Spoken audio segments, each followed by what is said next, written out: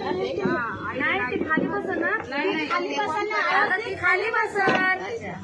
खाली बसायला निघून तुम्ही ते आई बसते ना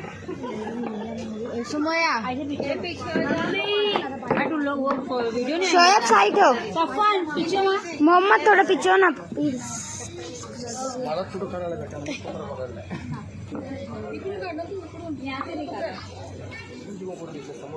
काय म्हणते ते मुख खालून काहीतरी नाव काय ठेवायचं बाळाचं शिवणी नाका म्हणे म्हणायची त्याच्यामध्ये त्याचं नाव